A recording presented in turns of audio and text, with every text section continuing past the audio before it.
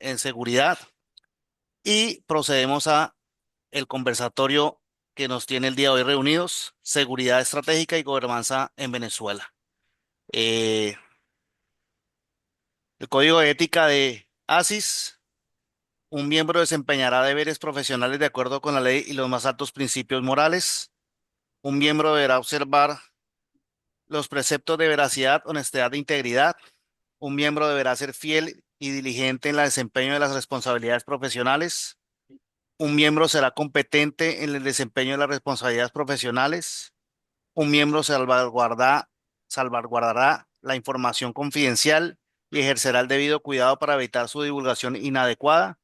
Y por último, un miembro no deberá dañar maliciosamente la reputación profesional o la práctica de colegas, clientes o empleadores. Perdón, qué pena, se me fue. Nuestras certificaciones.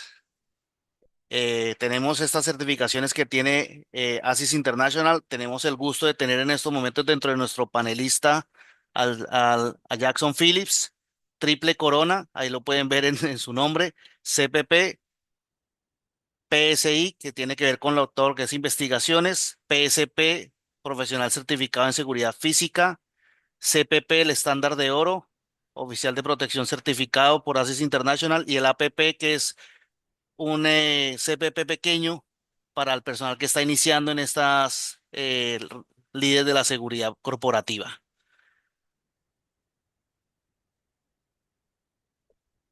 Queremos de poner ante mano ante todos ustedes la Junta Directiva del capítulo ASIS 329 Colombia. Es un capítulo nuevo. Iniciamos labores en el mes de diciembre. Quien les habla ejerce como presidente del capítulo por este año. James Mesa, que también está acá presente, es nuestro vicepresidente. Rina Rodríguez, nuestra tesorera. Y por último, Leonardo Botero, nuestro secretario. No siendo más con mi intervención, le cedo la palabra a Eduardo para que haga el eh, prospecto, en la entrada, al ingreso a nuestro conversatorio. Muchas gracias, que tengan buena tarde.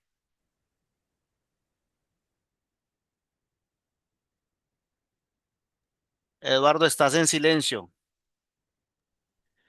Buenas tardes para todos. Un saludo especial. Gracias, Andrés. En seguridad estratégica se suele confundir poder con fuerza. La fuerza se puede imponer. El poder solo existe cuando se integra la capacidad del Estado para construir un escenario más la voluntad política y una legitimidad que permita sostener decisiones en el tiempo. Estas transiciones políticas revelan con crudeza una diferencia o un aspecto importante, ¿no es cierto?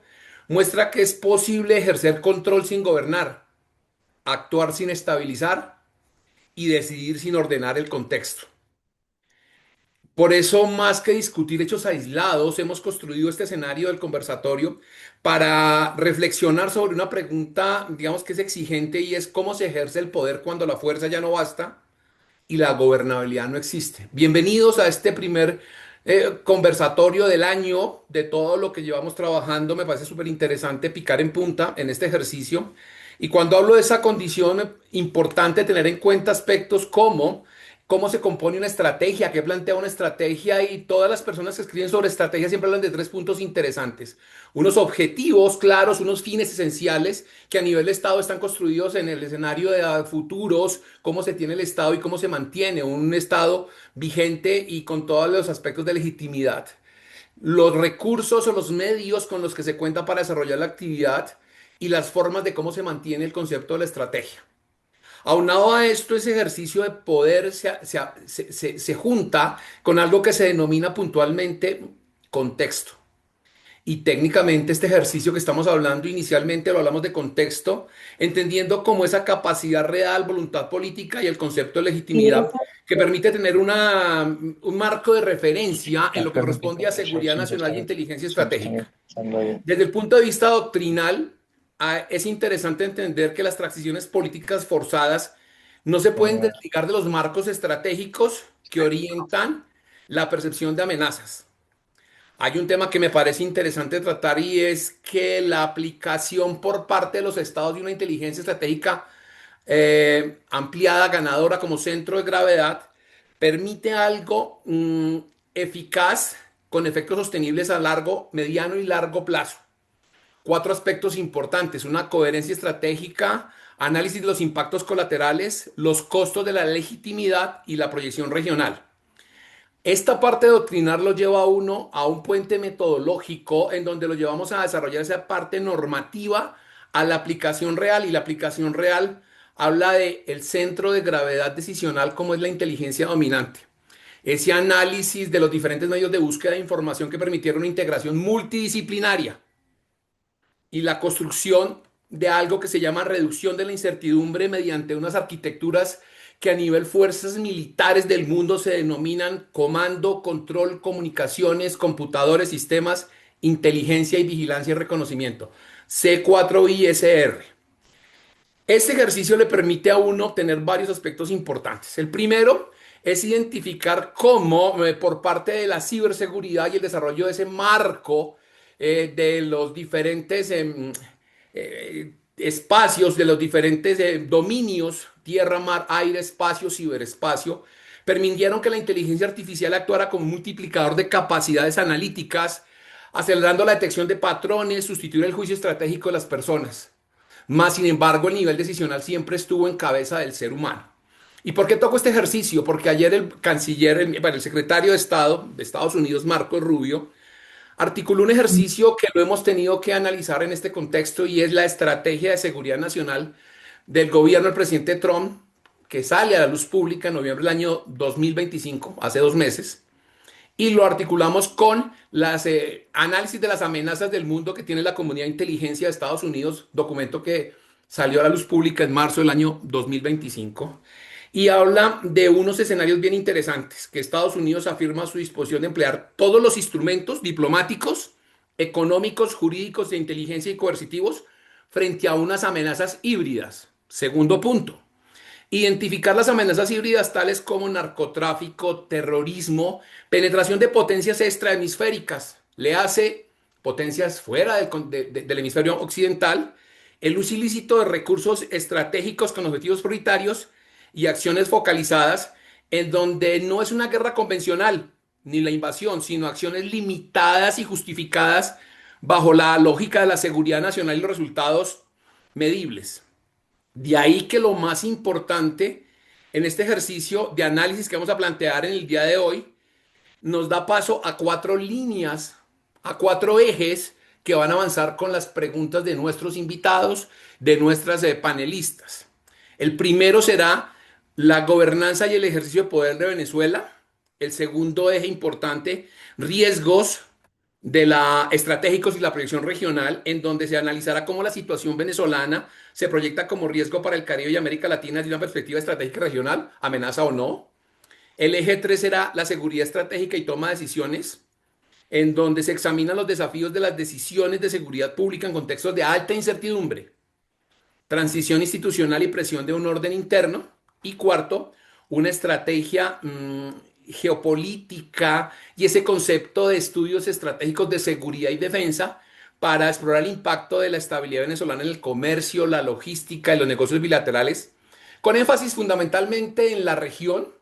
Hablamos del Caribe, lo que es los países de América del Sur, y este ejercicio nos llevó a determinar este escenario: un contexto amplio, volátil, incierto y con diferentes condiciones que llevan a entender que la reacomodación de la geopolítica del mundo cambió, y cambia cuando se toman operaciones tan puntuales como la que se desarrolló en la madrugada del día sábado, de la cual todos tenemos conocimiento y hoy nos encontramos reunidos aquí en esta parte. Así las cosas, de acuerdo al libreto de lo que tenemos planteado, le otorgo la palabra a Gerson, que iban a presentar a los panelistas que en cada uno de los temas, y inmediatamente iniciamos con las preguntas. ¿Te parece?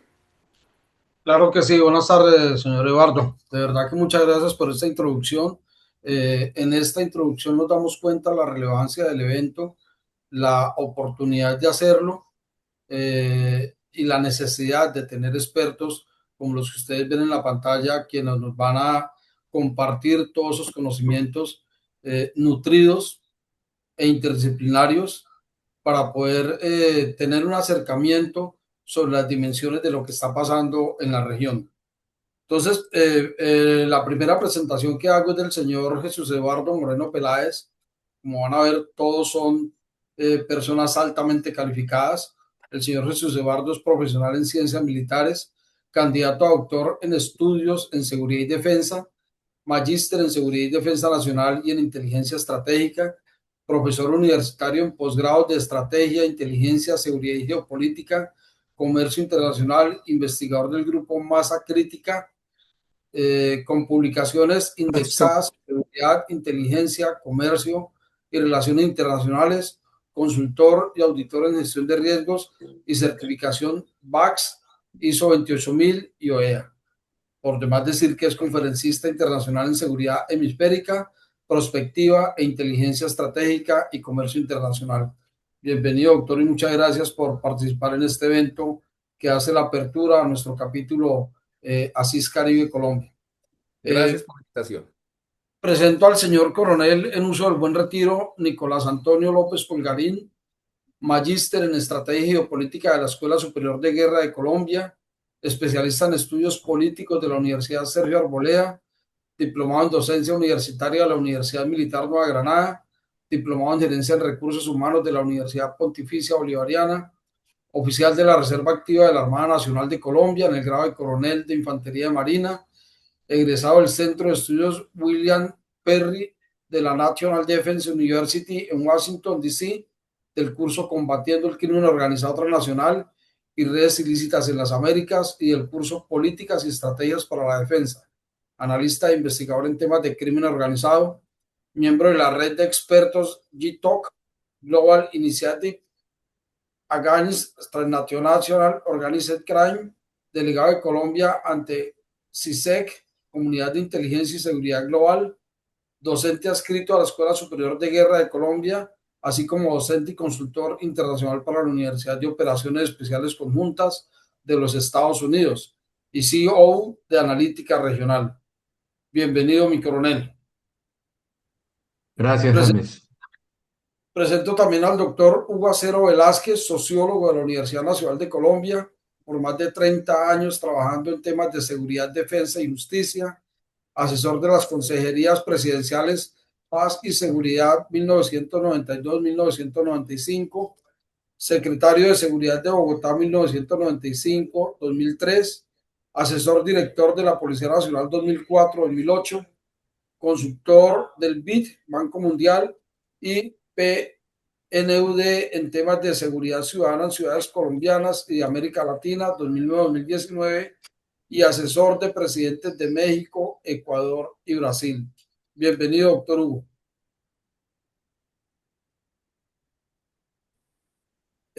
Tenemos también al ingeniero Jorge Casalins, ingeniero industrial bilingüe con MBA y doble nacionalidad colombiana estadounidense.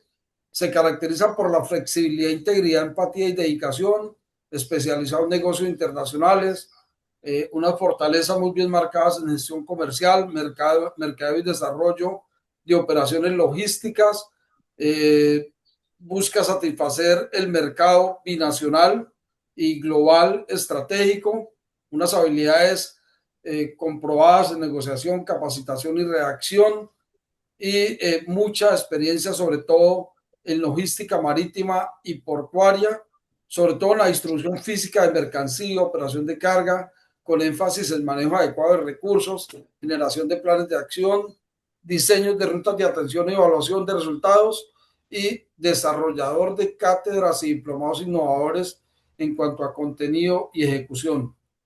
Bienvenido, ingeniero Jorge Casalins. Gracias, Hugo.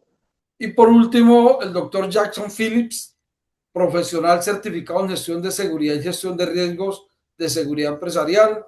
Como pueden ver, tiene todas las certificaciones que otorga ASIS International, con experiencia en seguridad física, seguridad de la información, continuidad del negocio y gestión de crisis, investigación y seguridad de la información, con amplia trayectoria en los sectores de hospitalidad, industria de petróleo y gas, seguridad pública, retail, cadena de suministro, contexto humanitario en medios de conflicto armados y entornos de altas temperaturas, entre otros contextos. además que conoce de cerca y de forma muy nutrida lo que está pasando en nuestro vecino país, Venezuela. Así es de que con esta presentación les estamos diciendo que este evento es de muy alto nivel y el nivel se lo da la calidad de panelistas y de moderador que vamos a tener, que nos va a ofrecer también unas conclusiones del mismo. Adelante, señor Eduardo Moreno, con el panel. Gracias, James. Un saludo especial para mis compañeros de panel, para las personas que se Mi encuentran en la coronel Eduardo, virtualidad. Somos 81 personas que mi estamos. coronel Eduardo, una cosita, qué pena antes de iniciar, se me pasó. ¿Me escucha? Para todos los asistentes, por favor, en el chat está el link de asistencia para que una vez finalicemos la reunión puedan tener el certificado respectivo de asistencia. Qué pena ahí esa intercepción ahí. Ya, mi coronel, por favor, siga con la actividad. Gracias, te agradezco. Entonces les comentaba que primero me siento muy honrado con mis compañeros de panel de ser este primer evento en el año 2026. Creo que todavía estamos despegando apenas de salir de esas fiestas de fin de año y la extensión que nos prepara este escenario ha determinado 4 líneas estratégicas que se van a desarrollar por parte de nuestros panelistas de lujo, todos por demás. Y comenzamos como con la primera parte de esa gobernanza y el ejercicio del poder en Venezuela. Y la pregunta va enfocada hacia Nicolás, de nuevo saludo, se enfoca sobre la reconfiguración de este poder tras una transición forzada. Y la primera pregunta para Nicolás es, ¿cuáles son los principales desafíos en materia de seguridad nacional tras la captura de Nicolás Maduro y su esposa y cómo se proyectan los escenarios de gobernabilidad en Venezuela? Sobra decir que tenemos ya acordado entre todos unos tiempos, estamos estimando que este escenario se extenderá más o menos 60 minutos más del momento ahora y vamos a tener un espacio de tiempo para que ustedes desarrollen preguntas y construyamos algo ameno, agradable, real, estructurado, desde ópticas académicas, de experiencia y sobre todo no divagar, sino trabajar con puntos reales. Adelante, Nicolás, gracias. Muchas gracias, señor Eduardo, por la pregunta. Gracias, Asís, por la invitación. Y es importante aclarar que no me voy a referir a la operación militar ni a lo que ya tenemos claro, porque no es la idea, es analizar lo que es las acciones que esto desencadena y los efectos, que son consecuencias sistémicas, que van desde la seguridad, la economía, la gobernabilidad, la democracia. Pero antes de hablar de los desafíos y de los escenarios que puedo atreverme desde mi experiencia y mis estudios a hablar de Venezuela, quiero aclarar, y hacía referencia al señor Eduardo que decía, nuevas realidades políticas y económicas. Y todo parte de que el escenario actual y quien está al frente del hegemón de la primera potencia mundial no es el mismo que estaba en el periodo anterior con Biden, ni es Trump 1.0. Este Trump viene con una política de seguridad y defensa que hacía mención, señor Eduardo, que se dio a conocer en noviembre del 2025, que tiene una relevancia para nuestro hemisferio. Define el hemisferio como el espacio que sustraigo de ella. El hemisferio como una prioridad estratégica, menor tolerancia a los vacíos de poder. Aquello que estábamos acostumbrados a que Estados Unidos estaba en otro lado del hemisferio, hoy está muy relevante y muy presente en el hemisferio. Migración y crimen transnacional securitizados. Antes los estados lo veían como un problema social, Estados Unidos lo pone como una amenaza estratégica para ellos. Zona gris como herramienta. ¿Qué es eso? Es hablar de presión diplomática, sanciones, cooperación selectiva y narrativas muy fuertes a los estados del hemisferio. Y una lógica transaccional. ¿A qué hacemos referencia? Cooperación evaluada por resultados. Lo vimos en los primeros días, cómo lleva a la presidenta de México, cómo lleva al presidente Mulino en Panamá. Entonces son lógicas transaccionales. Teniendo este como punto de partida y que no es un escenario solamente coyuntural o del momento, estamos en el primer año de gobierno, le faltan 4. O sea que es el escenario que nos vamos a tener que acostumbrar y podrán verse más eventos. Hablemos ahora sí de los desafíos que tenemos para Venezuela. Y esos desafíos tiene o comprende eh, en cinco aspectos hablo. El inmediato, el que primero se va a ver, obviamente, es cómo se vaya desarrollando la situación. Va a ser una presión migratoria. Ya estamos acostumbrados en Colombia, lo vivimos en otros periodos anteriores y de seguro vamos a tener que convivir a medida que vaya evolucionando y vaya desarrollándose la acción y se complique la seguridad de la economía, pues el principal receptor somos los colombianos, 2.200 kilómetros de frontera terrestre que tiene múltiples pasos y aquí terminemos generando este reto. ¿Qué quiere decir esto? Pues tiene que Colombia tener que tener una gestión migratoria, un enfoque de seguridad humana, una integración laboral, todo lo que esto desencadena, que ya lo hemos vivido. Segunda medida, un retorno de actores armados y de economías ilícitas. He sabido diferentes análisis por fuentes nacionales e internacionales en la presencia que había de disidencias del ELN. Estos, a manera que vaya generándose un cambio, ellos tendrán que tener un retorno al país. Esto cambia las dinámicas de seguridad. El proceso de paz total también se verá afectado en un año electoral. Pero lo que más me preocupa son las economías ilícitas y especialmente un punto, el tráfico de armas. Esa cantidad de armas que están hoy en manos de colectivos, que están en manos de civiles, ¿quién va a tener el control de esas armas? Esas armas van a estar circulando por el hemisferio muy rápidamente e inclusive en manos de los grupos criminales, sin hablar de las cercanías con Irán y Hezbollah y todo tanto que se dice allí. El otro aspecto es zona gris, desinformación y polarización, especialmente en un año electoral.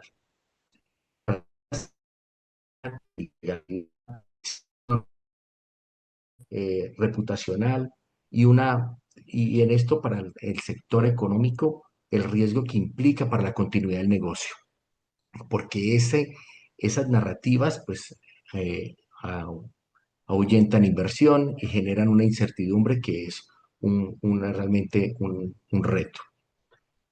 Eh, otro, perdón, escalada por error de cálculo. ¿Qué quiere decir esto? Que incidentes intencionales o no intencionales que se puedan presentar en la frontera, incidentes de seguridad, incidentes diplomáticos que terminan teniendo unas repercusiones. Se pueden presentar y de seguro en una dinámica, una frontera tan activa se van a presentar. Y por último, economías políticas, sanciones, energías. A medida que se vaya subiendo el nivel los discursos y el ambiente vaya poniéndose más complejo, pueden generarse sanciones, afectación a las finanzas, a las economías y se vuelve esto una situación bien compleja. Para finalizar en la parte de los escenarios de Venezuela, hablo de tres escenarios que yo puedo ver que se pueden presentar. El primero es una transición controlada, o no que se puedan presentar, sino los que se puedan generar, que son acuerdos entre las élites, los mandos y los actores internacionales. Sería el escenario deseable, pero realmente es el menos probable que se vaya a presentar. Un segundo escenario, una fragmentación y competencia de poderes. Diferentes actores buscan controlar el territorio, los recursos, las rentas ilícitas. Este es el más probable que se pueda dar. No creo que el gobierno vaya a tener el control y se vaya a facilitar esta manera y esto va a generar un escenario muy fragmentado.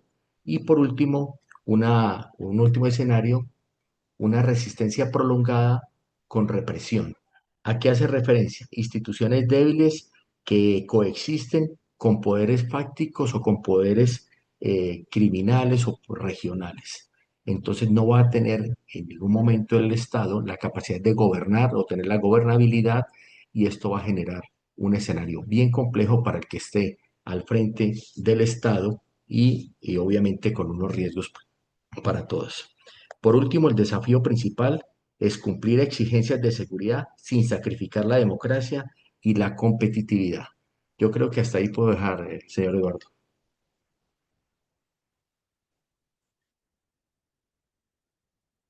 Está silenciado, señor. Gracias, qué pena. Es bien interesante el objetivo, lo que planteas desde el lado de Colombia, Ahora le doy la bienvenida a Jackson Phillips. Gusto en saludarlo, Jackson. Me parece súper interesante tener una persona que vive y que conoce muy al detalle todo lo que está sucediéndose en Venezuela. Y ese G2, esa línea de que estamos planteando ahora, que habla de riesgos estratégicos y proyección regional, me genera una pregunta, Jackson, y es la siguiente. ¿Qué estrategias se deben implementar para garantizar esa estabilidad institucional y el contexto y el control territorial en un contexto de transición política, apuntado a lo que su merced conoce, a la situación de Venezuela y al ejercicio que estamos planteando en el conversatorio de hoy? Jackson, gracias y buenas tardes. Muchas gracias, Jesús Eduardo. Buenas tardes a todos los colegas que están conectados. Veo que somos casi 100 personas, 98. Permítanme tomar un tiempo de mi intervención para felicitar al nuevo capítulo Caribe Colombia Chapter, Caribe Colombia, felicitarlo y darle la bienvenida a este gremio porque son nuevos en cuanto a capítulo, pero no en cuanto a personas y miembros. Los felicito, les deseo el mayor de los éxitos, empezando el año y empezando con muy buen pie. Les deseo muchísimos éxitos. Yo soy Jackson, como me han presentado, gracias por la cordial invitación. Estoy acá, estoy en Venezuela, quiero aclarar eso, estoy presencialmente en Venezuela.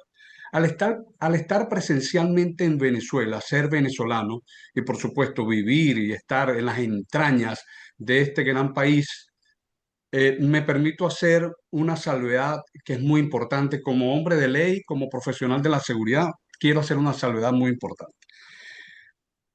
Para ninguno de nosotros es un secreto que nuestro país tiene un sistema legislativo que está, por supuesto, liderado, está controlado y está dirigido por un gobierno que tiene más de 26 años en el poder. Y eso no vengo a cuestionarlo acá. Sin embargo, quiero hacer mención a 5 instrumentos jurídicos que existen actualmente que limitan o restringen la forma en la que los ciudadanos, desde el punto de vista que querramos opinar, ya sea estratégico, operativo, corporativo, institucional o simplemente individual a título personal u organizativo, entonces debemos muy bien cuidar las declaraciones y la información que estemos entregando. Sin embargo, voy a tratar de hacer lo más objetivo posible para que la información llegue concretamente. Hay que entender algo principalmente, y es que cambio de régimen, cambio de gobierno o cambio de presidencia no es el evento en sí, en lo absoluto. Es decir, lo que sucedió la mañana del 3 de enero en mi país no es el cambio del gobierno. Hubo una acción llevada a cabo por Estados Unidos que todos la conocemos y bueno, el presidente que estaba en ejercicio ya no está. La vicepresidenta asumió el cargo de presidente de forma interina y bueno, de acuerdo con la ley va a ejercer sus funciones. Entonces, lo principal acá es entender eso, que ese evento en sí no va a cambiar lo que hemos estado viviendo durante muchísimo tiempo y más sabiendo que las personas que están en sucesión están en la misma línea en la que estaba el presidente que ha sido en este momento depuesto. Y la respuesta breve podría ser que hay que garantizar la estabilidad institucional y el control territorial en una transición política en nuestro país. Pero para esto se requieren formas o reformas legales inmediatas que nos lleven primero a creer en esa institucionalidad.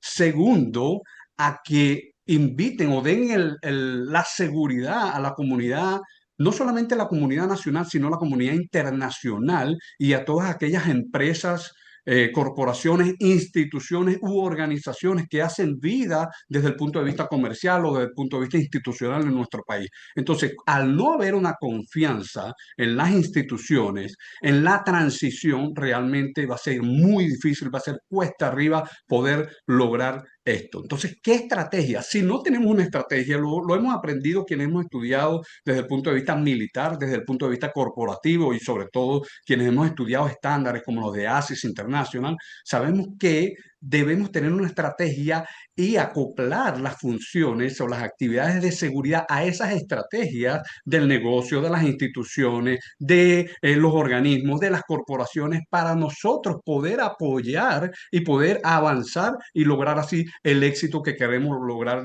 desde los diferentes puntos de vista. De manera tal que estamos, como lo decía Jesús Eduardo, me gustó mucho tu introducción porque tú hablaste de lo que son las estrategias de seguridad que lleva a cabo o que hizo conocer, que hizo público el gobierno de los Estados Unidos en 2025 y que por supuesto nos arropa a todos los países que estamos a su alrededor y que estamos en este hemisferio, que estamos en esta región. Y hablaste de reducción de incertidumbre, de inteligencia, de marco legal. Me quedo con esas tres. Marco legal porque soy un hombre de ley, soy un hombre de seguridad y por supuesto todo lo que hagamos tiene que estar enmarcado en la legislación. Va a ser muy difícil nosotros poder interactuar como país y ustedes, Colombia, Ecuador, Brasil y todos los países, inclusive Guyana, que están alrededor nuestro, va a ser muy difícil poder avanzar hacia el éxito, hacia un cambio, hacia una transición, poder hacerlo si no hay una estrategia y un marco definido. Todos sabemos de dónde venimos, dónde estamos actualmente, y esto no va a cambiar con ese evento que sucedió.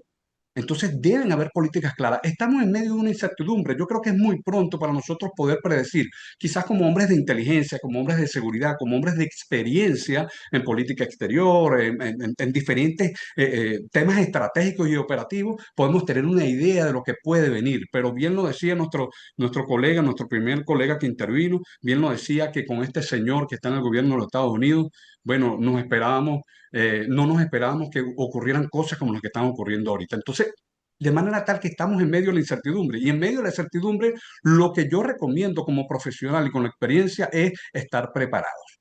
Tener esos planes de gestión de crisis, de gestión de continuidad del negocio y por supuesto esos planes de seguridad que muchas veces los dejamos allí en el escritorio o en el estante y los dejamos inclusive en la computadora y no nos ensayamos. Hay que ensayar los planes, hay que prepararse con ejercicios de mesa, con ejercicios prácticos, con jornadas de divulgación y concienciación desde el top hasta el nivel más bajo, y no por denigrar, más bajo de cualquier organización, de cualquier corporación, de cualquier institución. Nosotros debemos prepararnos. Lo que sucedió el 3 de enero es una muestra que no podemos dejar que nos agarren de imprevisto, debemos tener los planes accionados. Es difícil poder accionar desde Venezuela con las limitaciones que tenemos. Ustedes muy bien saben que hay restricciones en cuanto al uso de armas de fuego por parte de los ciudadanos de a pie, de los ciudadanos venezolanos, que hay restricciones legales como los instrumentos jurídicos que les mencioné ahorita, pero sobre todo hay falta de transparencia en cuanto a poder hacer esa relación entre institución, corporación u organización que querramos unir esfuerzos para salir adelante. De manera tal que la incertidumbre es esa sombrilla que nos está arropando o cubriendo el suelo en estos momentos y nosotros debemos saber sortear esa incertidumbre y estar preparados. Estar preparado es ensayar, no diseñar un plan para tenerlo guardado, sino tener el plan, ensayarlo y verificar y comprobar que todo esté saliendo bien al momento de implementarlo. Muchas gracias, colega. Gracias, Jackson. Qué interesante. Ahorita vamos a tener tiempo de charlar, pero gracias por la intervención. Mire que en el ejercicio de desarrollar este conversatorio, la premura del tiempo y la intención, yo conozco no físicamente a Hugo hace más o menos creo que unos 25 30 años que anda por el ruedo del tema de seguridad y con toda la experiencia. Así que me parece súper interesante escuchar su visión, Hugo, y bienvenido sobre la seguridad estratégica y esa toma de decisiones en esa parte de seguridad pública, en esos contextos de incertidumbre, de transición institucional y de presión sobre el orden interno. Y me atrevo a hacerle la siguiente pregunta para escuchar su opinión o su condición. ¿Cómo podría articularse una reactivación económica con políticas de seguridad, orden público y legitimidad internacional en Venezuela post digamos que situación especial, entendiendo la claridad de lo que explicó Nicolás y lo que nos habló Jackson, pues le doy la bienvenida a Hugo y adelante, por favor, con su visión.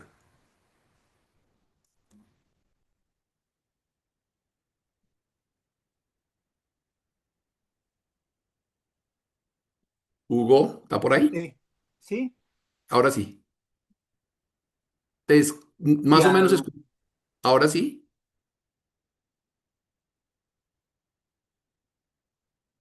No, no te estamos escuchando. Yo no sé si lo están escuchando ustedes. No, señor. No. Tiene una conexión débil, ya se está reconectando. Sí, vale. Entonces, ¿No me mira que están este ejercicio es escuchando? supremamente interesante con estos tres escenarios que vamos a completar ahorita, ¿no? El primero, que hacía parte de algo muy claro. Ah, gracias, Hugo. Ya estamos aquí. Sí, ¿sí me está escuchando? Sí, nos pasó como las del Chavo que nunca pasa de moda. Es la recomendación, apaga la cámara si quieres para que escuchemos solamente el tema para que no consuma tanto ancho de banda, si te parece. Listo, ya, con eso. Ya se apagó.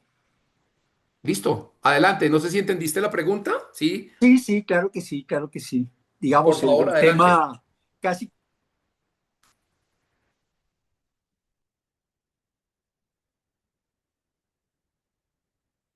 harto. Pero quisiera iniciar con el concepto básico que he manejado desde hace muchos años, el tema de seguridad. La seguridad realmente es el derecho que garantiza derechos. O sea, la seguridad realmente es como el cuerpo básico en donde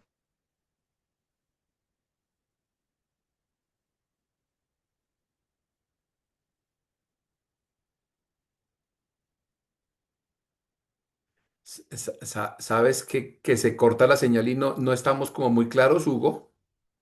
si quieres, avanza con otra persona Sí, y trato de comunicarme de ya otra vamos. manera. Listo, no hay lío. Dale, Listo. gracias. Mira Listo. que en ese escenario, cuando miraba las hojas de vida de nuestros ponentes, de nuestro panel, me da mucho gusto, Jorge, darle la bienvenida a este ejercicio que me parece fundamental, esta construcción de geopolítica, de economía, de geoeconomía, de comercio, lo lleva a uno a tratar de explorar un tema interesante. Le doy la bienvenida a Jorge y la pregunta inicial es, ¿cómo impacta la transición política en Venezuela en este comercio, pues en el comercio globalizado y sobre todo esos negocios que tenemos con Colombia y puntualmente Colombia y Venezuela y esa construcción del escenario de la región latinoamericana? Jorge, bienvenido y adelante. Gracias, Eduardo.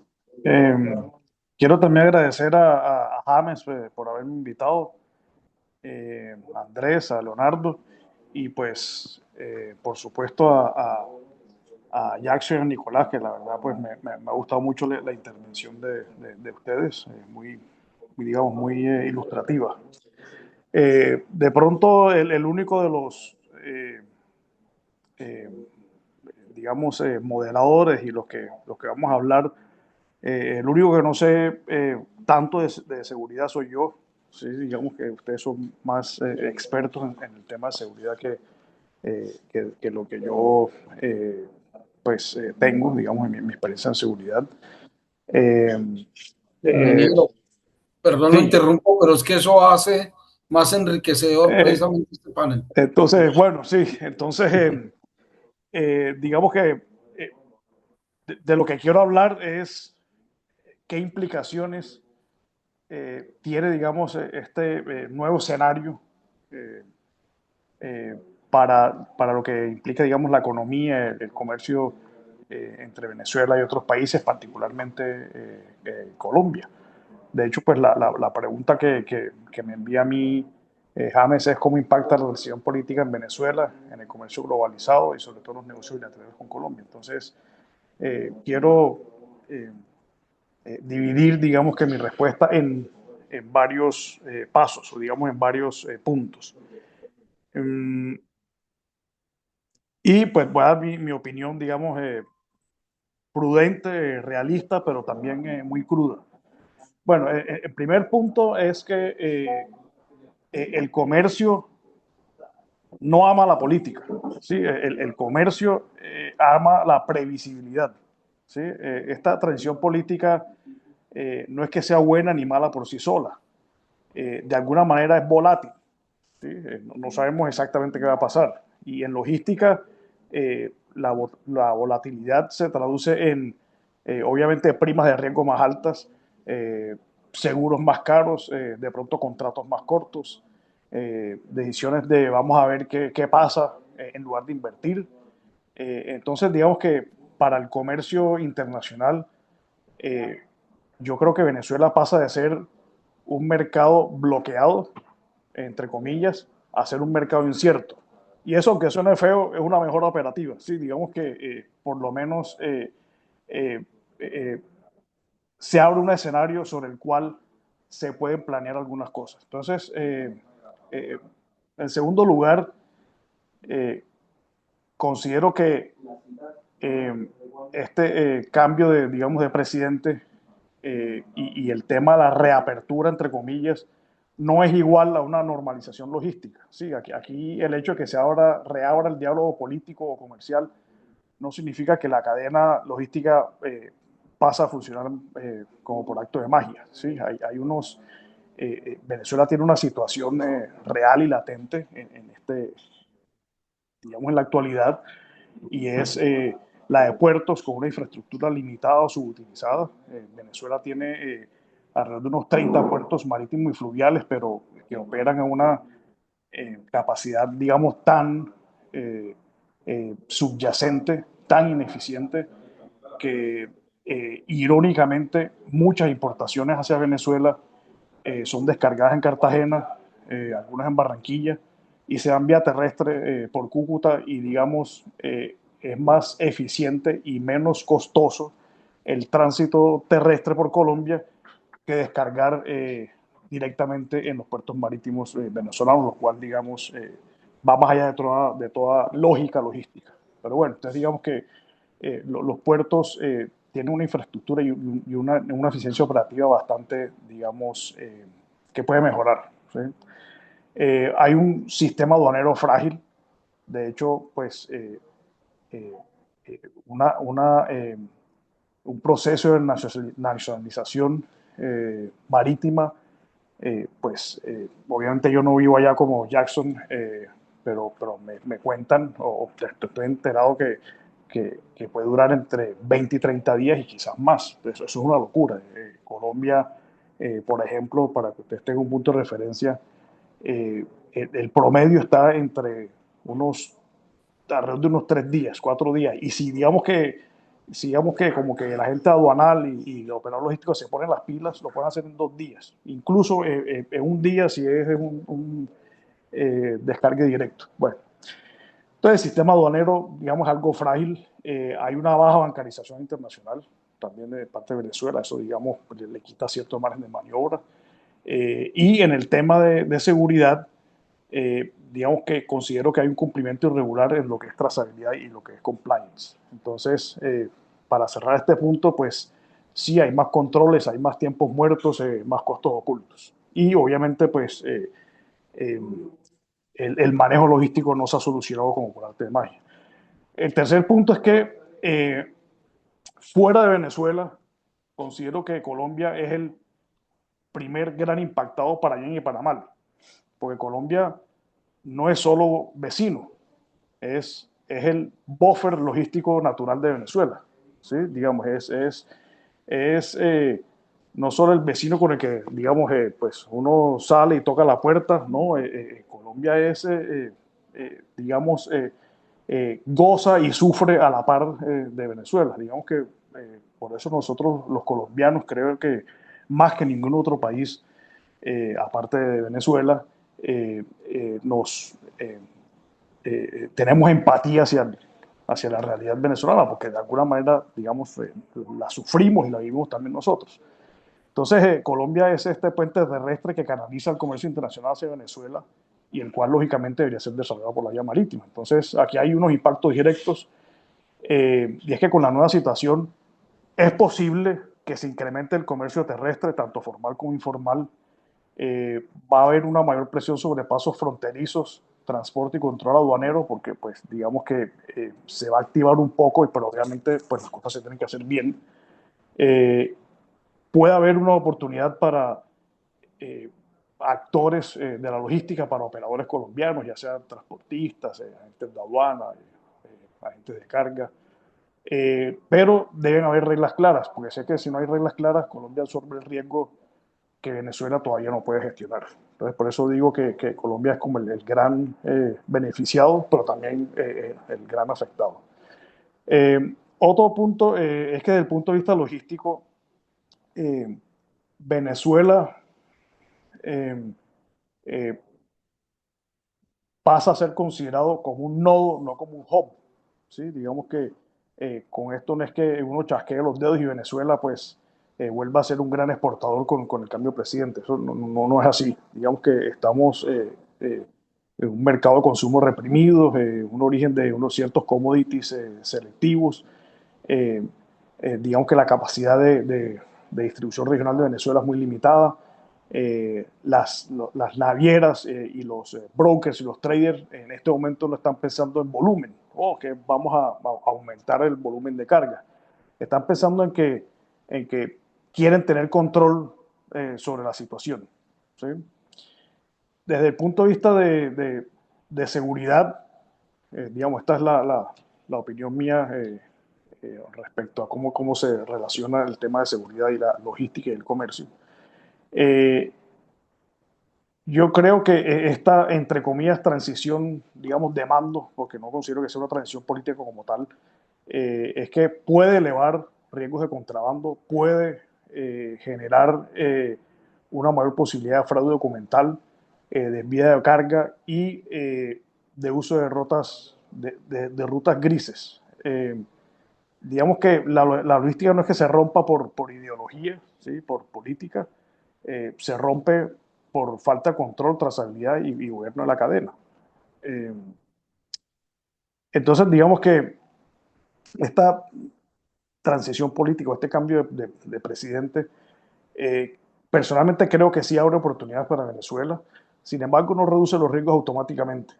Digamos que para Colombia y para el comercio internacional, gana quien entienda el riesgo país, quien estructure contratos flexibles o negociaciones flexibles, pues, entendiendo que no hay pues nada definido, quien tenga un músculo logístico y un criterio pues, de entendimiento del mercado, que no vaya a improvisar. Digamos que la situación venezolana no está como para ir a ver qué hacemos y a ver qué pasa, ¿no? Tiene que ser, digamos, todo muy calculado.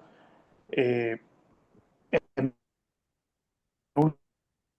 últimas, la logística, no, como no tiene un tinte político, no vota, sino que la logística, creo que... ¿Aló? ¿Sí? Adelante. Sí, que alguien habló. Entonces, la logística observa. Se te apagó el micrófono. Sí, estás en mute, Jorge.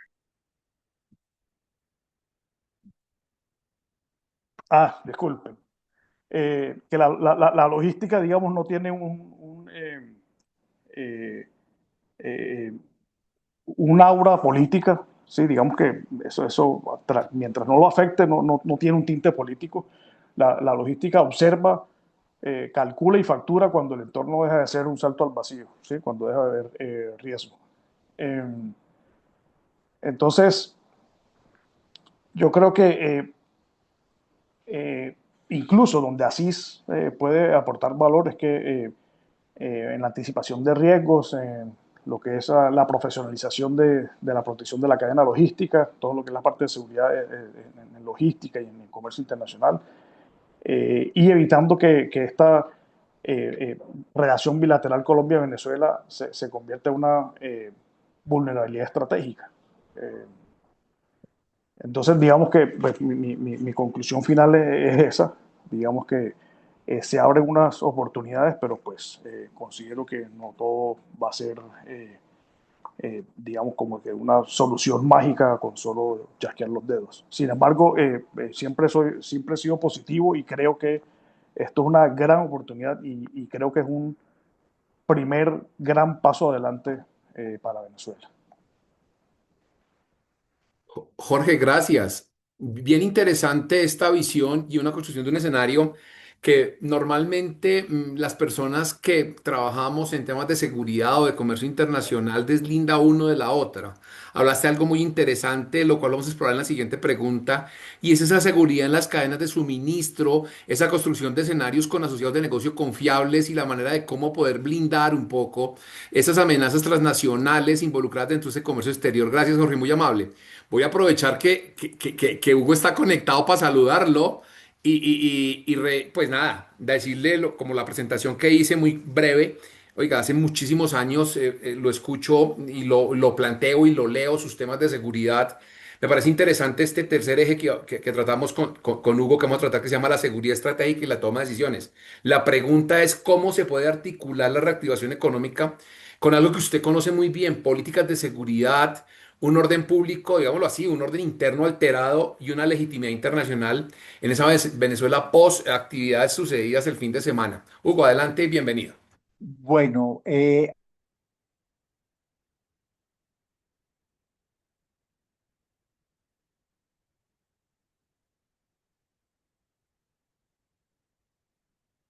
No, nada. los oigo, no sé qué está pasando. No sé, sin cámara, a ver, juguémosle a la idea del tema. Ahí, ya sin cámara. Dale. Le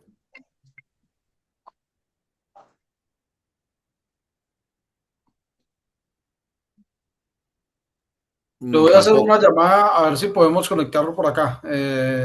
Vale, James. Bueno, mientras hacemos ese ejercicio, mire que el tema es bien interesante porque es mirar, digamos que el escenario y metemos en contexto todo lo que hemos hablado hasta ahora y es la manera de cómo esas cuatro líneas, esos cuatro ejes estratégicos nos permite definir varias cosas, ¿no? La reconfiguración de ese poder tras de esa transición Bueno, la forzada en donde verdad, los Nicolás... estoy viendo ¿Ya? bien. No sé, aquí siento ahorita bien internet. Bueno, esa transición forzada y surge en el escenario una pregunta que trato de englobarla para todos y es la visión que tenga cada uno de los panelistas sobre cómo construir ese escenario de la óptica cada uno, un indicador que permita distinguir que comenzó a desarrollarse una estabilidad real, no solo una estabilidad coercitiva, sino un proceso de desarrollo.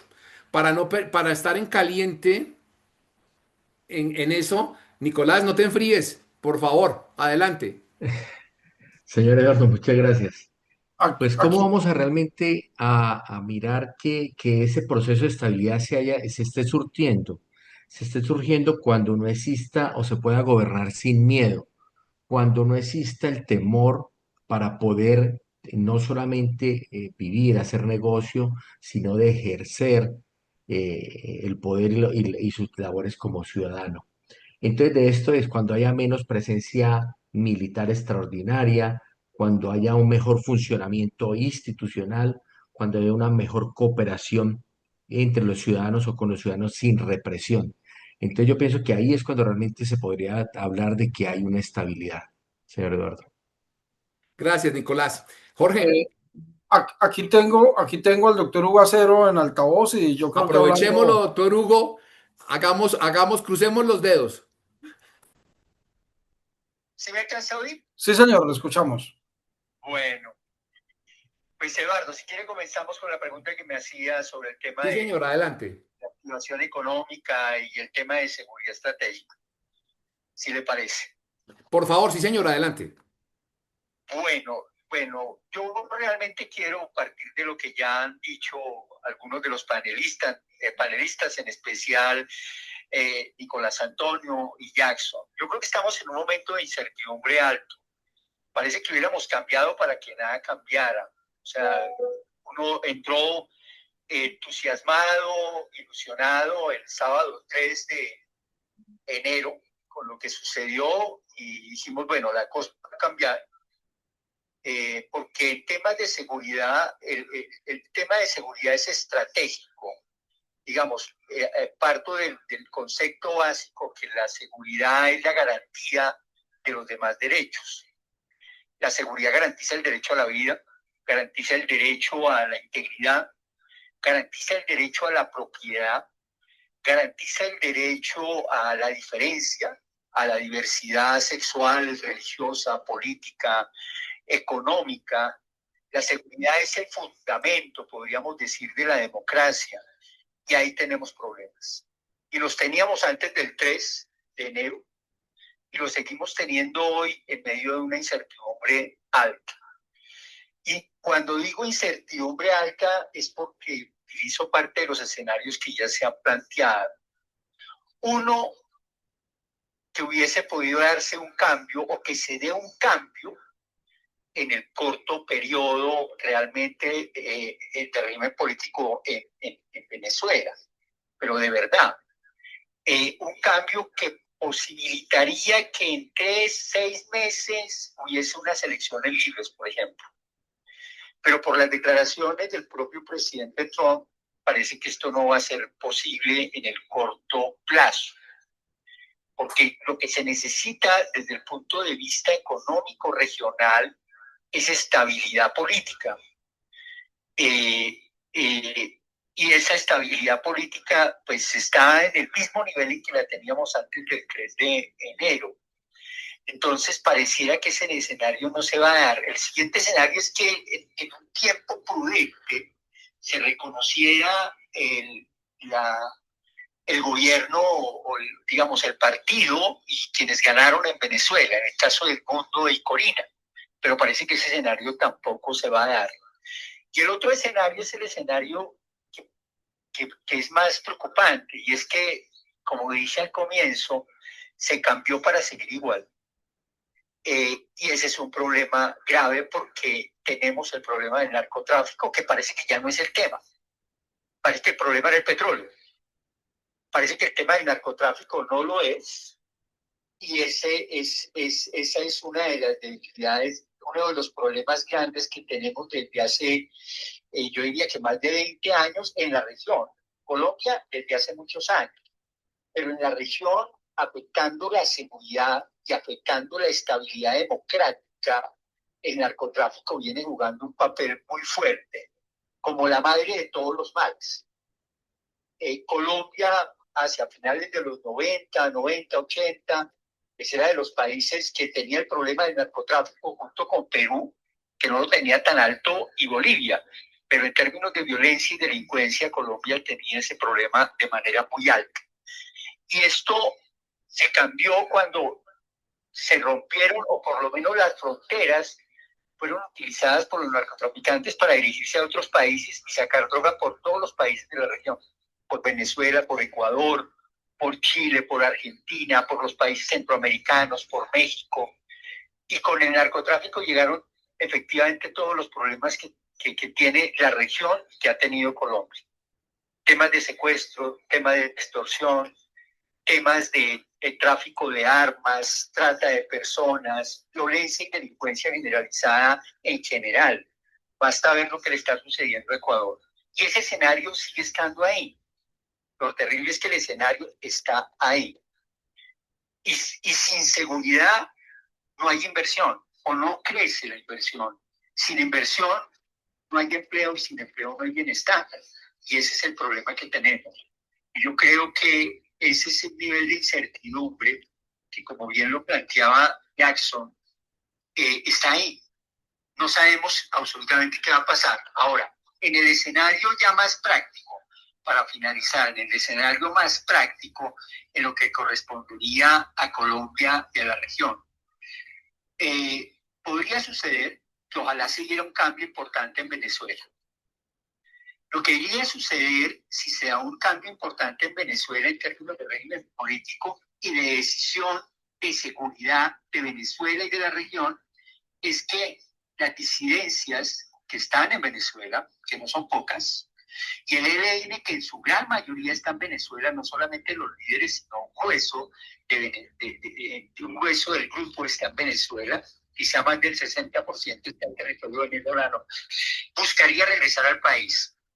¿Cuáles son los escenarios más cercanos para estos grupos? Yo creo que ellos no se están movilizando ya hacia el territorio. Yo no creo que Márquez y la dirección del ELN esté regresando a Colombia, ¿no?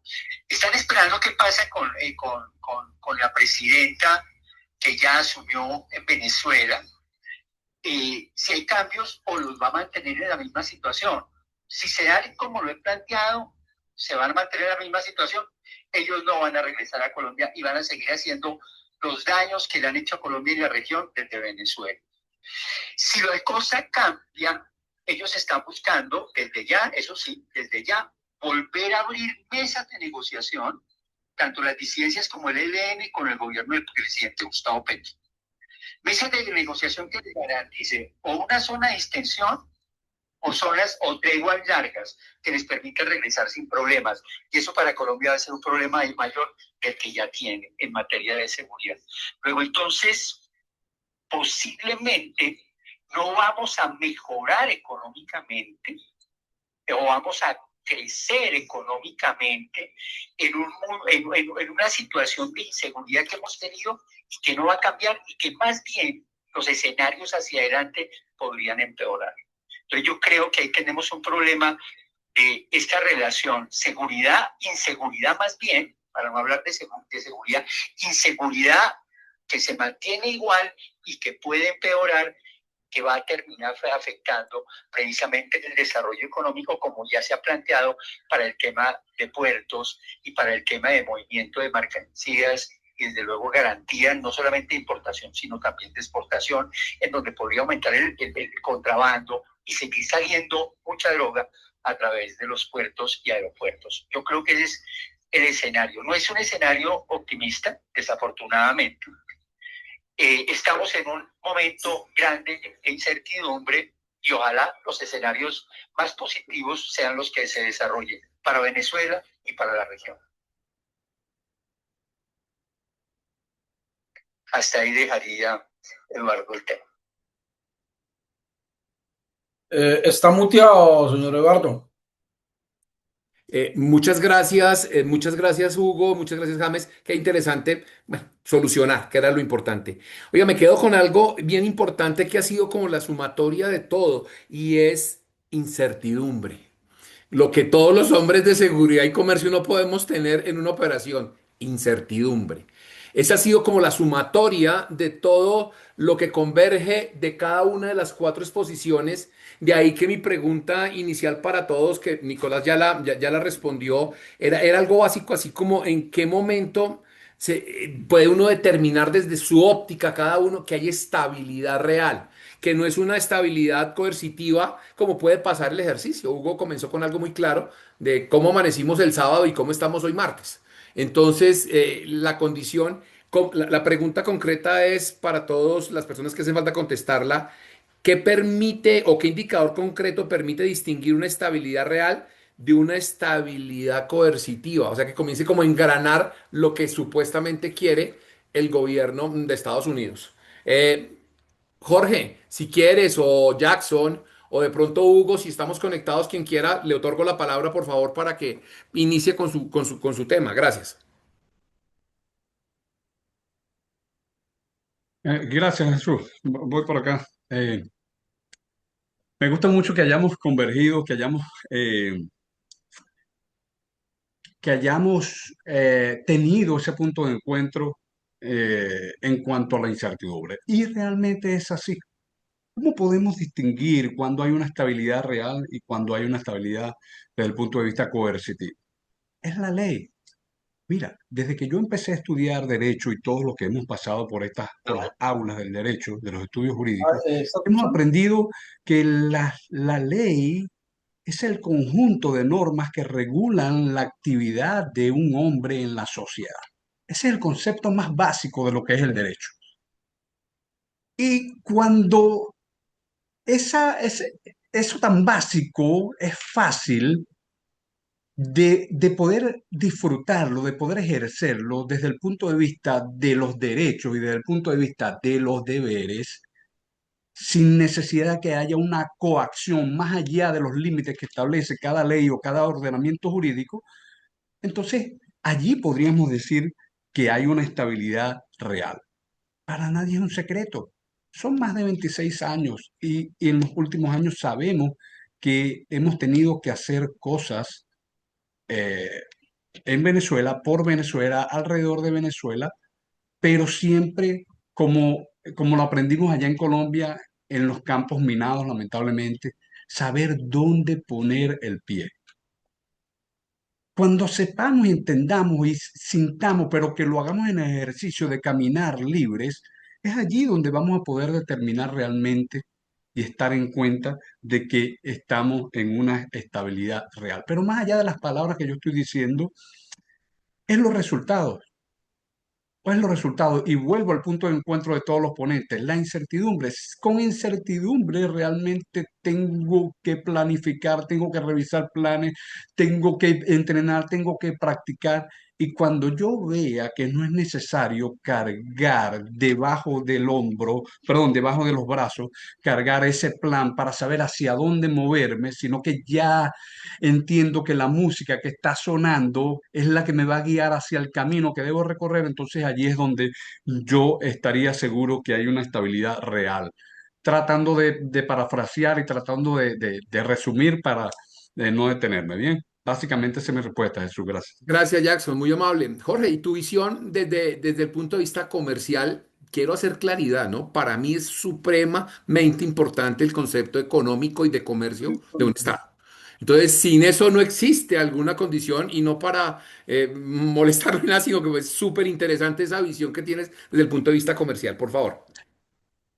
Eh, bueno, Eduardo, mientras no haya en esto estoy de acuerdo, muy de acuerdo con Jackson, mientras no haya reglas claras, unos controles estables, una trazabilidad financiera y documental, digamos que el comercio internacional de Venezuela opera en modo defensivo, ¿sí? Sálvese el que pueda, ¿sí? La carga puede que cruce las fronteras hacia Venezuela, pero el riesgo no desaparece, solo cambia de dueño. Y para responder la pregunta, para mí, ¿cuáles serían esos indicadores? Pues sería un crecimiento de carga sostenido en el tiempo, digamos, una actividad comercial regional e internacional que tenga un crecimiento sostenido. Yo creo que empezando la actividad comercial Venezuela en esta etapa, digamos que desde mi punto de vista, creo que el orden del comercio va a seguir estos productos que voy a mencionar a continuación. Primero, yo creo que va a arrancar con los alimentos y con lo que es el agro, ¿sí? Los venezolanos necesitan comer, ¿sí? Necesitan alimentos. Creo que ese es el primer gran sector que va a crecer. El segundo es el de farmacéuticos, insumos químicos, insumos médicos, ¿sí? También es una necesidad. Entonces, la medida en que se crezca y se consolide, también va a ser una ganancia para el pueblo nacional. En tercer lugar, pues todo lo que son productos de aseo, higiene, consumo masivo. También creo que va a haber una oportunidad para lo que son plásticos y empaques, materiales de construcción. Y después, más adelante, sí ya podemos pensar en bienes de capital grandes o proyectos industriales complejos, digamos exportaciones financieras a largo plazo. Entonces yo creo que, Eduardo, ese va a ser el escenario futuro. Gracias, Jorge. Doctor Hugo, su merced, aprovechemos que estamos. La misma pregunta para ti, por favor. Bueno, yo quiero plantearla desde el punto de vista político y de seguridad. Si las cosas, si llegáramos, o sea, si el escenario es que se cambió para que nada cambie y todo va a seguir igual, con Delcy Rodríguez, así digan que no existe el cartel de los soles gobernando Venezuela, no va a haber cambios, el tema fue el petróleo, ni siquiera el narcotráfico. Si eso es así, solamente nos queda a los colombianos un escenario posible. Y el escenario posible son las próximas elecciones. Y necesitamos un presidente que asuma como comandante y jefe de las fuerzas, de la fuerza pública. Un comandante jefe que trabaje por el tema de seguridad como corresponde, que involucre a los alcaldes y los gobernadores, que involucre al sector privado, que involucre a las comunidades, que involucre a todo el Estado, no solamente el ejecutivo, sino al legislativo, a la fiscalía y a la rama judicial. Necesitamos de verdad, eso marcaría la diferencia, porque es que en este momento en Colombia no tenemos comandante y jefe de la fuerza pública, no tenemos política de seguridad, no es un tema que le interese al gobierno, y tenemos unos grupos que han crecido, que se han multiplicado y que tienen poder territorial, y que están todos grupos mafiosos, porque ya no hay grupos guerrilleros. En Colombia ya no hay conflicto armado político. Lo que hay son grupos mafiosos dedicados a las rentas criminales del narcotráfico, la minería ilegal, la trata de personas, la extorsión, en fin, todas las actividades rentables criminales que los mantienen. Entonces, ese escenario solo es posible comenzar a enfrentarlo con un gobierno que realmente asuma el tema de seguridad como corresponde. Y desde luego, no solamente el tema de seguridad. Yo creo que tenemos 3 sectores críticos en el país. 1, el principal, seguridad. 2, salud. Y 3, un problema fiscal y económico muy grave. Y esos 3 temas, cualquiera que sea el gobierno que llegue, los debe tratar de solucionar. Pero particularmente el tema de seguridad. Porque como decía en mi primera intervención, sin seguridad no hay inversión. No hay. Sin inversión no hay crecimiento. Sin crecimiento no hay empleo.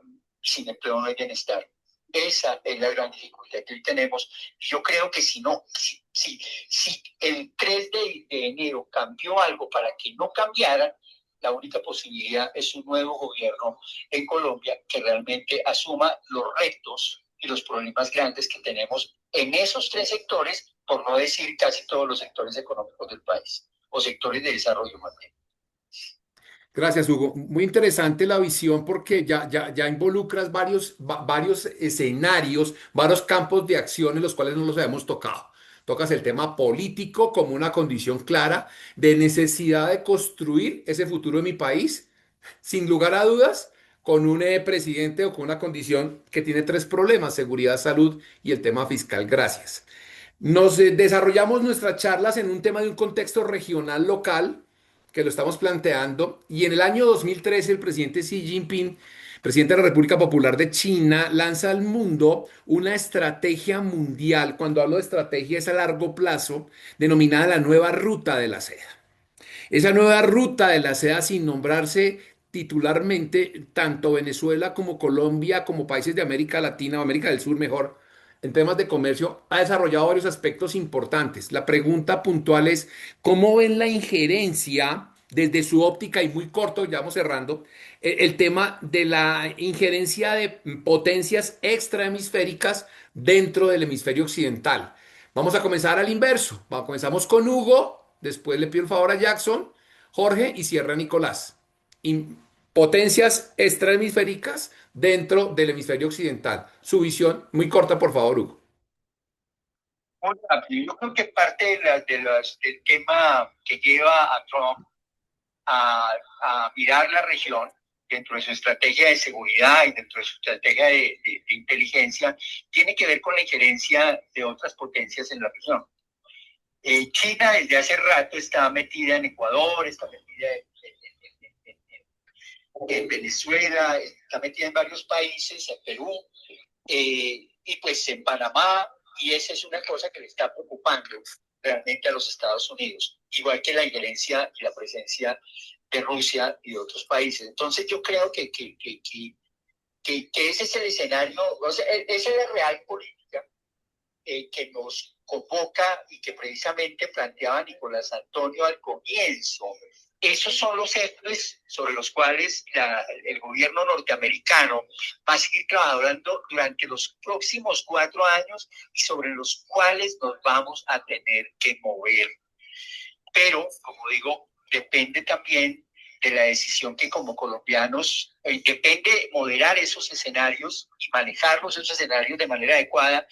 Depende de los colombianos, el gobierno que elijamos el próximo este año, para que a partir del 7 de agosto asuma los grandes problemas que tenemos, incluidos esa nueva visión que tiene el gobierno norteamericano para la región, incluida Colombia.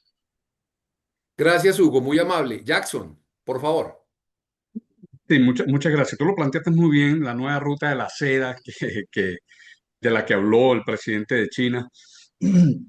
Pero esto es cierto lo de la ruta de la seda. Sin embargo, también es cierto que además de China, países como Rusia e Irán se han posicionado en este hemisferio por, obviamente, la plataforma o el lobby que le ha brindado Venezuela. Y esto unos lo miran como, comercialmente hablando, uno lo mira como un avance, como un logro, pero estratégicamente hablando de lo que nos hablaba, de lo que hemos hablado todos nosotros, estratégicamente para los Estados Unidos y para los países que tienen los pies puestos sobre la tierra, saben que no es así, que hay que tener mucho cuidado. Entonces hay que saber cómo moverse en lo sucesivo. Yo considero que a partir de ahora, con este movimiento que inició el 3 de enero, se van a ver muchos cambios. Y lo ha dicho abiertamente Estados Unidos a través de sus representantes, principalmente el presidente Trump, lo ha dicho, que lo que ellos quieren es tomar el control y no permitir que estas tres potencias y otras más se continúen expandiéndose, porque ya se han posicionado, pero continúen expandiéndose y llegar al punto de poder limitarlo y, cómo no, poder removerlo desde este hemisferio para que no afecte y que no sigan generando esos riesgos que están latentes allí y que en algún momento podrían surtir el efecto negativo contra potencias grandes como los Estados Unidos y, por supuesto, con países como nosotros. Básicamente eso. Gracias, muy amable, Jackson. Jorge, tu concepto. Eduardo, yo creo que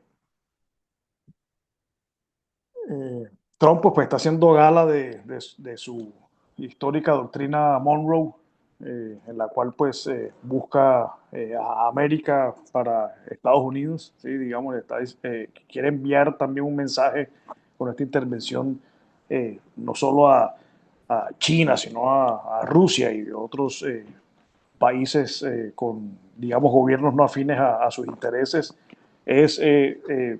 digamos, no se metan en mi patio, ¿sí? Eh, y parte digamos, de esta eh, posición la vimos cuando hace unos meses, el año pasado, digamos que después de su posesión, Trump habló sobre el tema de Panamá. Y el tema de Panamá no era porque quisiera necesariamente volver a tener control sobre el canal, sino porque los chinos ya estaban entrando a Panamá. Entonces, digamos, su posición era no tanto quitarle la independencia a Panamá, sino evitar la influencia de los chinos en el control de Panamá, el cual, digamos, es un punto logístico bastante estratégico. La transición política en Venezuela, o digamos la transición de presidente en Venezuela, puede que reactive el comercio bilateral con Colombia, pero no que lo vaya a normalizar, ¿sí? El comercio crece cuando hay apertura, el comercio se consolida cuando hay reglas, y creo que hoy entre Colombia y Venezuela estamos apenas en la primera fase. Esto no es pesimismo, sino experiencia acumulada. El comercio es confianza. Sin confianza no hay nada. Eso está totalmente claro. Gracias, Jorge, muy amable. Don Nicolás Antonio, por favor, adelante. Doctor Eduardo, como lo decía en la política de seguridad, redefine el hemisferio como un espacio de seguridad directa. Y el doctor Hugo decía, seguridad, derecho que garantiza los demás derechos. ¿Qué derechos o qué garantiza, qué busca garantizar? Minerales, recursos energéticos, materias primas, y esto implica desplazar a esos actores que llegaron y se posicionaron durante la ausencia de los Estados Unidos. Pero más allá, deja cuatro precedentes que quiero mencionar. La reinterpretación del uso de la fuerza. Ya como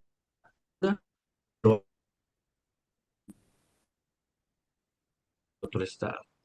Un mensaje de disuasión regional que decía Jorge, ya no solamente a los actores venezolanos, sino a otros actores que tienen presencia en el hemisferio y les está dejando un mensaje. crea un precedente doctrinal, justificar las acciones directas en nombre de la estabilidad. Y por último, la necesidad de una fase posterior de administración de operaciones o de estabilidad. Detrás de eso viene justificación de acciones de estabilidad. Entonces, eh, pues realmente lo que desencadena todo esto es el posicionamiento de todos esos actores. La doctrina norteamericana la llama competencia entre potencias y ellos lo definen muy claro y lo tienen descrito en todas sus políticas. Con eso querría concluir, doctor Eduardo. Gracias, Nicolás, muy amable. Mire lo interesante de construir esos escenarios de contexto mundial, regional, local e interno en cada uno de los países.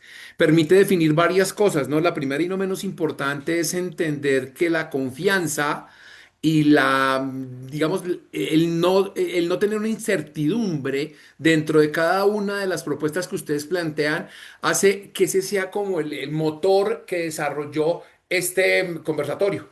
Confianza, estabilidad, disminuir la incertidumbre. Ahora le corresponde a nuestros compañeros que están en el auditorio virtual. ¿Quién tiene preguntas para nuestros panelistas, para mí, no sé, para quienes ustedes definan tener la oposición? Me gustaría escucharlos para posteriormente hacer el cierre, que estamos en tiempo apenas para construir ese escenario de cierre.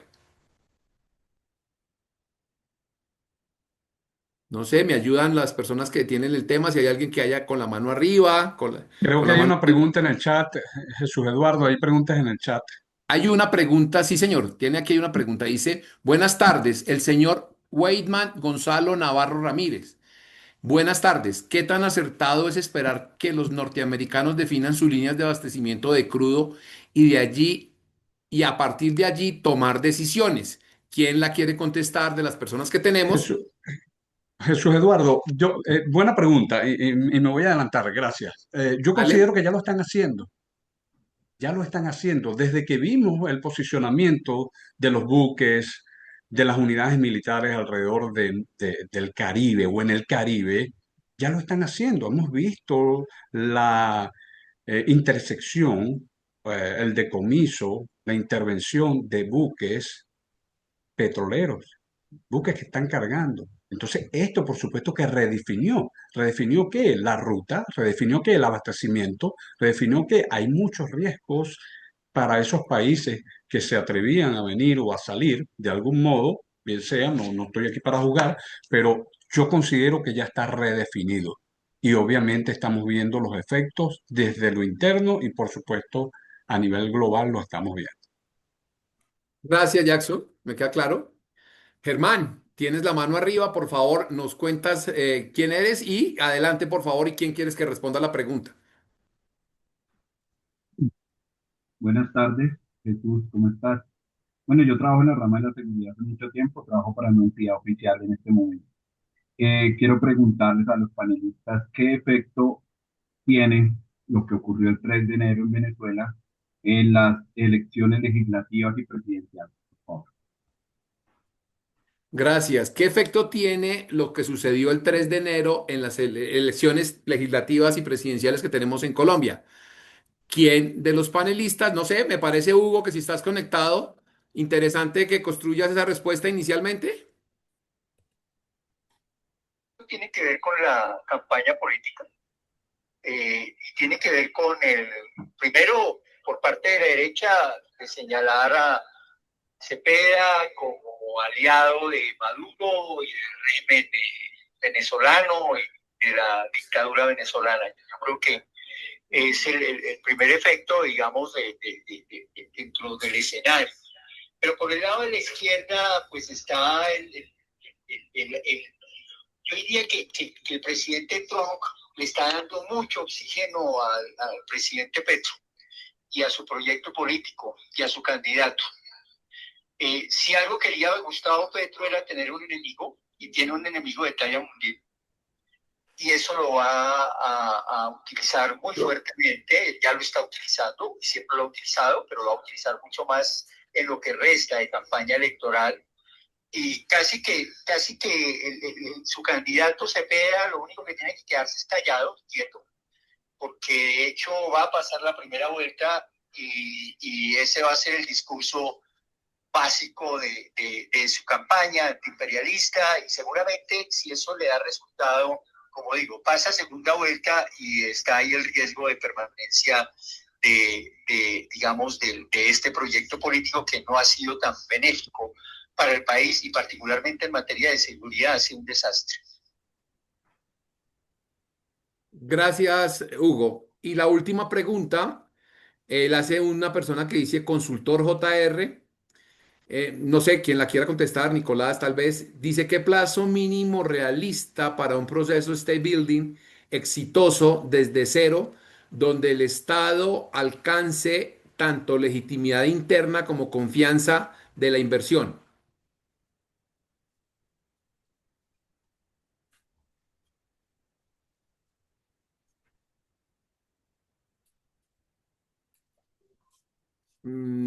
Nico, Sí, señor, aquí estoy.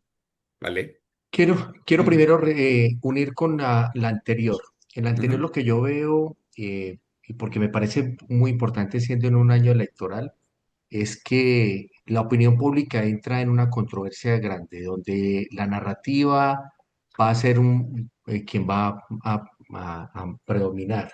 Y esto va a generar una polarización, y ya lo decía el doctor Hugo, aquel candidato que quiera tomar distancia no, a un proceso que es, eh, desde cero donde el alcance esté tan legítimo. Pues realmente, como decía los panelistas, si nada ha cambiado, realmente cómo vamos a lograr que esto sea, lograr tanta la legitimidad. Va a ser muy complejo y va a ser muy difícil, especialmente cuando no se ha logrado tener que el gobierno que legítimamente se reconoce que ganó las elecciones pueda tener alcance y pueda posesionarse. Eso va a tomar mucho tiempo, y esto va a depender de quién va a ser el garante para poder que, si realmente va a ser Estados Unidos, que pueda generar esa confianza y una inversión extranjera. Si no, realmente eso se va a disipar mucho en el tiempo, porque ese proceso de estabilización va a demorar bastante. Y no creo que la industria, como lo decía Jorge al inicio, vaya a improvisar, a poner unos recursos allí cuando no hay una garantía que se vaya a dar. Eduardo. Gracias. Gracias, Nicolás. En Eduardo, arte, quiero dime, Jorge. quiero una opinión breve. Eh, yo creo que esto no es rápido, no es lineal y no depende solo como de cambiar al inquilino del Palacio de Miraflores, ¿sí? Yo creo que va a tomar eh, entre 8 y 12 años para que Venezuela tenga una legitimidad interna estable. Y ustedes de pronto se preguntarán, pero ¿por qué tanto tiempo? Es que Venezuela no parte de cero, parte de -5. Así que hay que esperar un proceso de estabilización básica, que eso va a ser al menos 2 años. Y solo después de 2 años, por ahí entre unos 2 y 4 años, va a haber, digamos, una confianza condicional y solo va a tener una, digamos, legitimidad funcional a partir del quinto año. Entonces, yo creo que en menos de 5 años no hay este, este tema, digamos, como de legitimidad interna, de opinión. Gracias, Jorge. Hay una pregunta en el chat, la voy a leer, pero voy a contestarla, si me lo permiten los señores panelistas, con el cierre del conversatorio. El ingeniero, eh, espera, es que no veo muy bien. Ingeniero Cristian Quintero, considerando la intervención de Estados Unidos en Venezuela, el impacto que esta acción tiene sobre la estructura institucional del país, ¿qué escenarios prevén para el Tren de Aragua, una organización criminal que ha expandido sus operaciones en varios países de la región? ¿Podrá esta presión internacional provocar una mayor dispersión de sus actividades a territorios vecinos, y qué cooperación regional sería necesaria para evitar la crisis de gobernanza venezolana? Construyendo, edificando unas conclusiones que fueran estratégicas en cada una de las intervenciones que tuvimos por parte de los panelistas. Gracias por demás a todos. Hay algo que se me ocurre escribir con una tranquilidad diáfana que ustedes lo presentaron, y es que esa transición política forzada en Venezuela consolida un escenario mucho más amplio de amenazas persistentes, en donde el riesgo no solamente previene de un actor único, sino de la convergencia de esas redes ilícitas, Tren de Aragua, ELN, ejercicios de narrativas de legitimación y de economías informales que van a erosionar la gobernanza y sobre todo dificultar esa estabilización sostenible. Lo que en un momento se define como la parte social se convierte en mi concepto y en la construcción de lo que ustedes hablan, repetido varias veces construcción, la seguridad estratégica, no como una causa aislada, sino como un amplificador del riesgo. Una fragmentación social, una pérdida de confianza institucional, una informalidad económica y el deterioro de servicios básicos, creando un caldo de cultivo, podríamos decir, un escenario fértil para la cooptación criminal, la erradicación discursiva y la normatización de economías ilícitas. Me voy a referir a algo que es súper importante en el ejercicio para los hombres de seguridad y para las personas que toman decisiones en esa condición, y es que la seguridad económica y logística se posiciona como una dimensión crítica de la estabilidad regional. La interdependencia que tenemos en la parte comercial, la seguridad de los actores de la cadena de suministro, la infraestructura portuaria, el tema de las autoridades aduaneras, y convierten el desarrollo de las actividades en Venezuela como una, digamos que tiene un nivel de riesgo importante. Lo hablaba Jorge, la manera de que eran antes no aparecían, estaban, digamos, sancionados, ahora desarrollan su actividad, pero con una falta de confianza completa.